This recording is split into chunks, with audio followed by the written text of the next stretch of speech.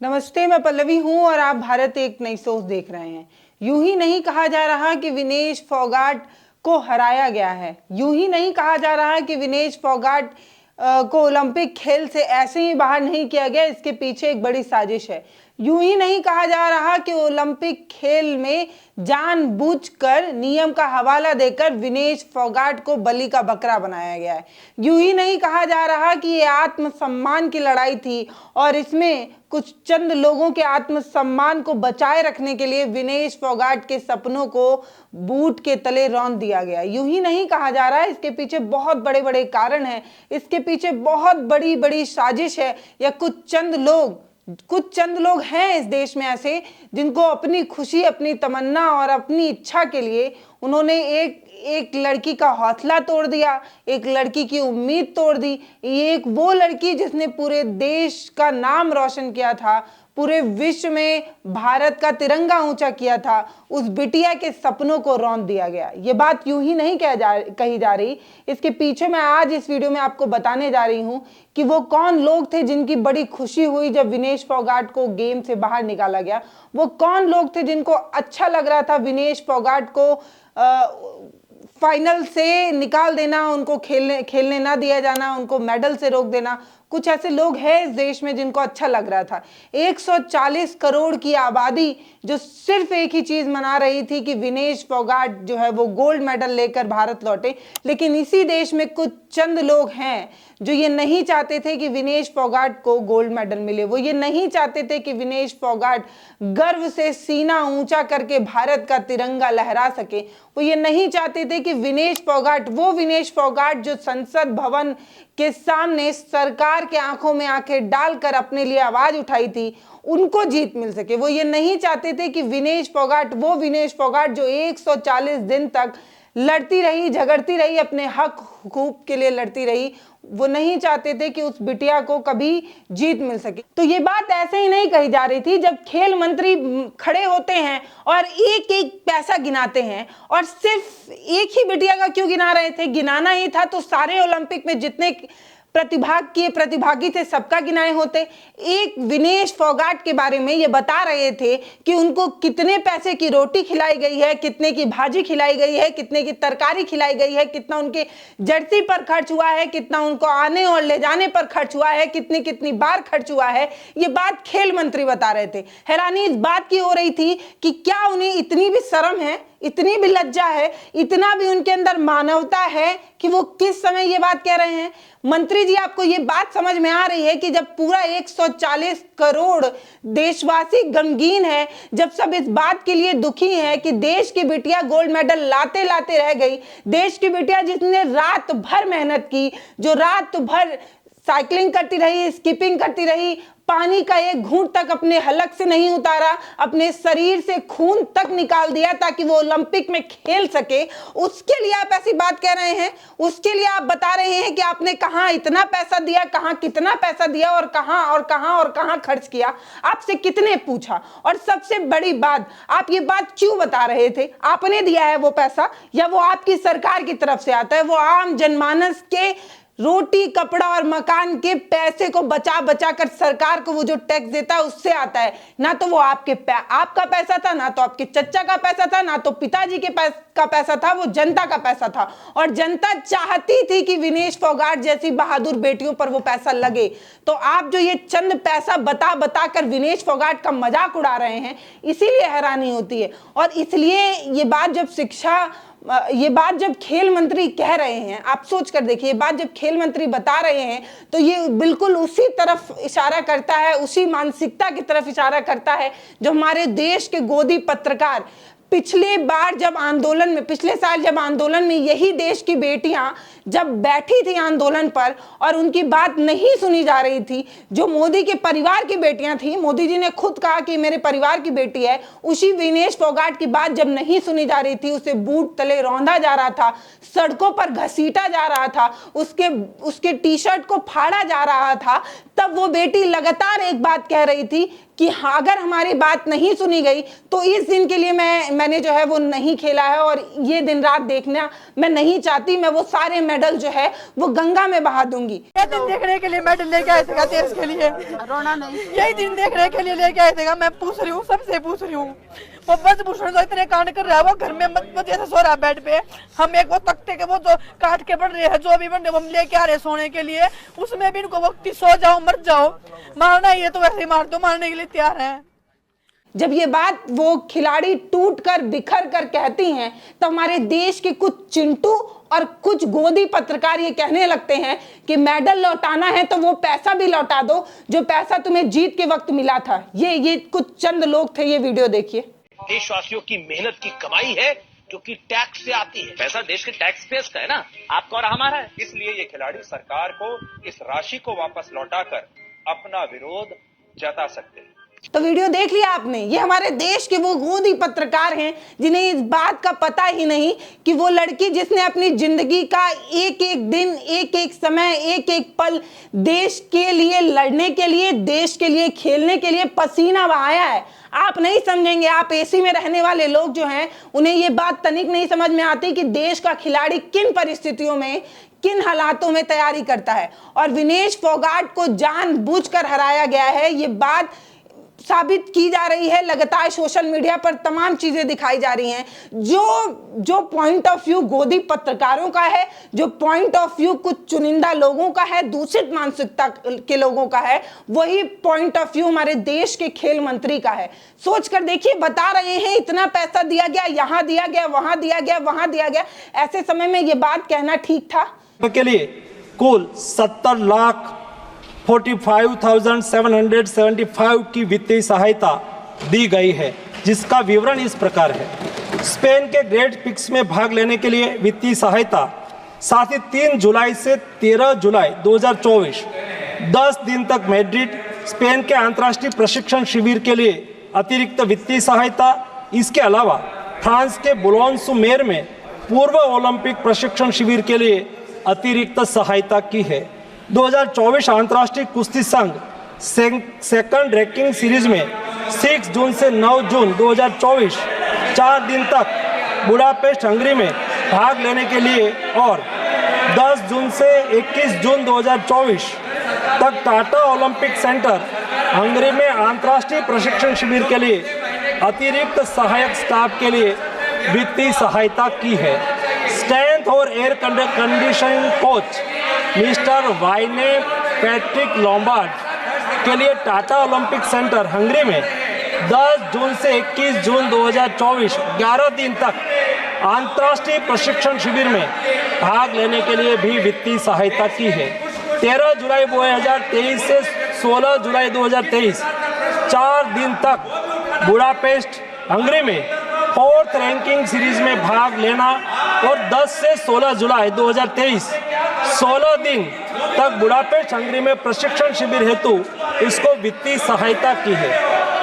वेलमेकेन Bulgaria में 10/11/2022 से 3/12/2022 तक प्रशिक्षण के लिए वित्तीय सहायता दी है। उनके रिहाई प्रक्रिया के लिए आवश्यक उपकरण खरीदने के लिए भी वित्तीय सहायता की गई है।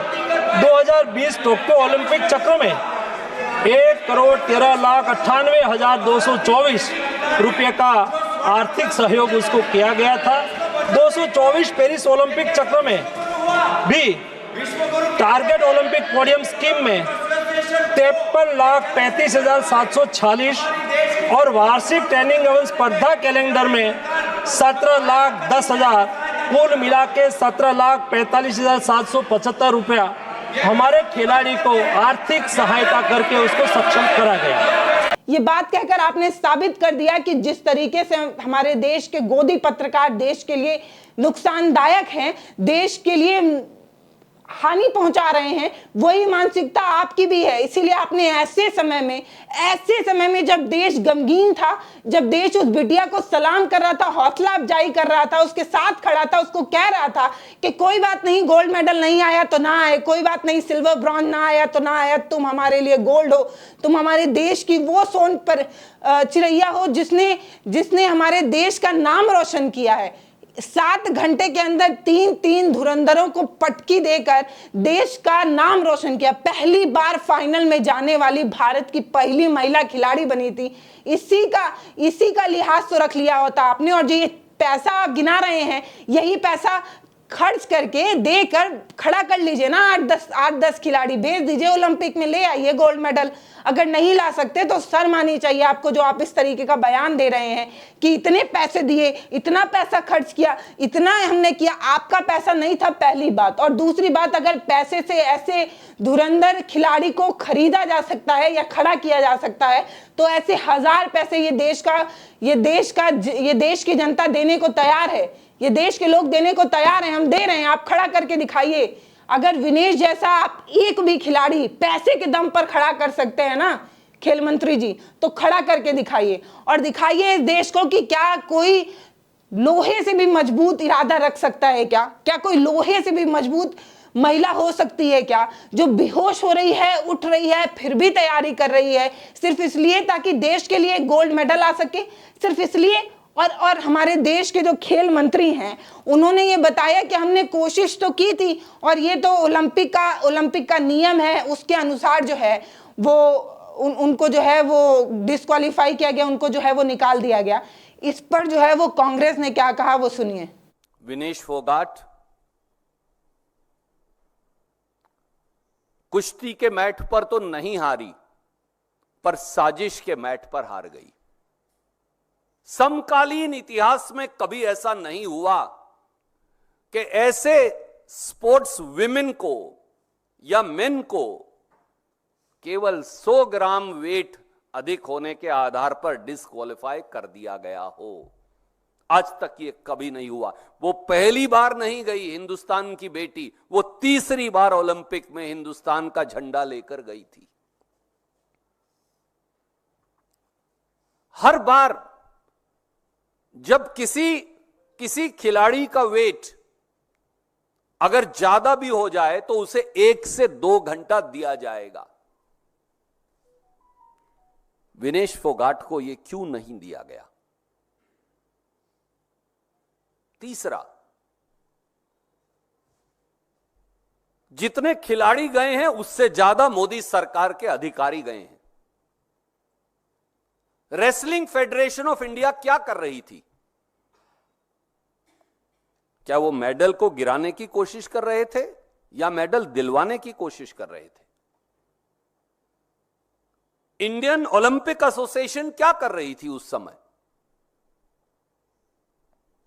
भारत की स्पोर्ट्स के जो अधिकारी गए हैं वो क्या कर रहे थे? देश के स्पोर्ट्स मंत्री क्या कर रहे थे? ये सवाल तो पूछे जाएंगे ना। चौथा, आर्टिकल 11 है इंटरनेशनल ओलंपिक एसोसिएशन का। उसमें तो यह भी लिखा है, और कोई भी ट्रूप हो, अगर सिर्फ वेट की बात है तो वो पहले वेट खुद करेंगे, फिर वो उसको स्पोर्ट्स एरिना में लेकर जाएंगे। पहले दिन वेट ठीक था। हिंदुस्तान की बेटी विनेश फोगाट ने 1 नहीं 2 नहीं 3 बाउट्स जीते, वेट बिल्कुल ठीक था। अगले दिन सुबह वेट बढ़ कैसे गया? ऐसा क्या जादू हुआ कि 100 ग्राम वजन बढ़ गया? और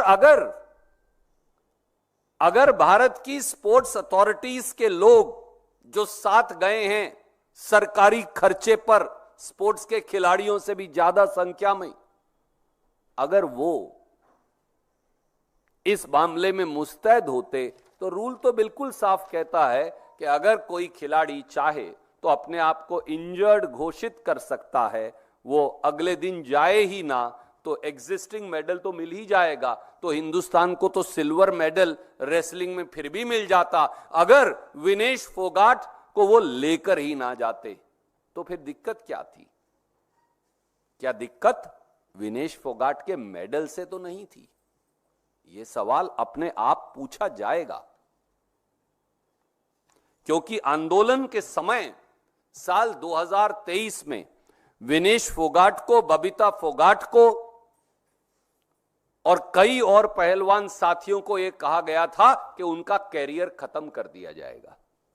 तो सुन लिया आपने, मैं आपको स्क्रीन पर चलाकर दिखा रही हूं। ये ओलंपिक की गाइडलाइन है जिसके आर्टिकल 11 में यह साफ लिखा हुआ है कि अगर कोई खिलाड़ी चाहे, और अकॉर्डिंग टू आप विनेश को भी जोड़ सकते हैं, अगर कोई खिलाड़ी चाहे तो वो वेट तौलने के पहले वाले राउंड और दूसरे वाले राउंड, किसी भी राउंड में अगर वो चाहे तो वो क्विट कर सकता है। वो अपने हालातों का, वो जो है अपने हेल्थ का इशू बनाकर गेम से निकल सकता है। और ऐसे में अगर वो गेम से निकलता है तो पिछले खेले गए सारे गेम्स के जितने भी अवार्ड, जितने भी शील्ड या जो कुछ भी, जहां तक भी वो पहुंचा होगा, जिस भी मतलब क्वार्टर फाइनल, सेमीफाइनल, जहां तक भी वो खिलाड़ी पहुंचा होगा, उस चीज से उसको सम्मानित किया जाता है। इस तरीके की बात लिखी गई है, आप स्क्रीन पर देख सकते हैं। यानी कि इस पर साफ लिखा हुआ है कि अगर विनेश फोगाट के कोच चाहते, उनके साथ जो डाइटिशियन, डॉक्टर और फला अधिकारियों की जो टीम गई है,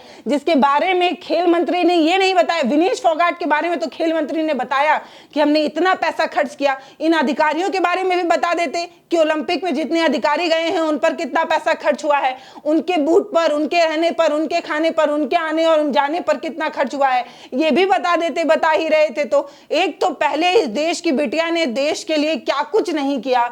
ओलंपिक में जो मेरे साथ हुआ था, मैं आप सबको पता, मैंने इसमें डाला था कि मेरे साथ क्या क्या हुआ था। मेरे साथ कोई फिजियो नहीं था। क्या उस टाइम पे हम 4 महिला खिलाड़ियों के साथ में फिजियो जाना जरूरी था या अध्यक्ष जी का जाना ओलंपिक विलेज में जरूरी था? उनके साथ में जो हमारे विनोद जी सेक्रेटरी हैं उनका जाना जरूरी था, या मेरे साथ, या मेरी जो महिला जो 4 लड़कियां थी उनके साथ में कोई महिला फिजियो का होना जरूरी था? क्या किसी ने उनसे सवाल किया इस बारे में? मुझे दोषी ठहरा दिया गया। जब मैं वेट कम कर रही थी 2 दिन तक, कोई मुझे संभालने वाला नहीं था। मेरे मुंह में पानी की बूंद नहीं थी 2 दिन तक। ये लड़कियां हम आपस में रो रहे हैं कि ये मेरे को बोले कि दीदी क्या करें। मैं बोलूं बेटा मैं क्या करूं। ये लड़कियां जूनियर हैं, ये हमसे जवाब मांगते हैं कि दीदी क्या चल रहा है, ये आप लोग इतने सालों से कैसे सर्वाइव करें। मेरे बेटा सिस्टम के साथ मिल क्या लड़ाई करें, हिम्मत कहाँ से लाए? आज ये हिम्मत मिली है तो यहाँ आए हैं। पूरी रात जगी, पूरी रात मेहनत की, पूरी रात एक्सरसाइज की, गर्म भाप से अपने शरीर को तपाती रही ताकि पसीना हो, वजन कम हो सके। जब उससे भी कम नहीं हुआ तो खून तक निकाल दिया। उस पर आप इस तरीके का भद्दा मजाक कर रहे हैं, उसके ऊपर किया गया खर्च गिना रहे हैं। मतलब हैरानी होती है। इन अधिकारियों के बारे में उन्होंने नहीं बताया। अगर ये अधिकारी चाहते तो विनेश फोगाट का सिल्वर मेडल उनके कंधे पर चमचमाता, और जब वो देश लौटती तो उनके गले में वो सिल्वर मेडल होता। लेकिन जानबूझकर या अनजाने में या इसके पीछे कोई बड़ी साजिश है, इसी का अंदेशा जो है वो लोग लगा रहे हैं और पूछ रहे हैं कि मतलब आपको पता तो था रूल, सारे रूल्स आपको पता थे। इसी रूल्स के आर्टिकल 11 में ये साफ लिखा हुआ है कि अगर आप चाहते तो जितना मतलब फाइनल तक विनेश खेल चुकी थी, आगे आप चाहते, आपको रात में ही पता चल गया था डॉक्टर साहब कि विनेश जो है वो उनका वजन बढ़ गया है और उसको कम नहीं किया जा रहा है, तो आपने कागज पर क्यों लिखकर उन्हें जो है वो भेजा नहीं।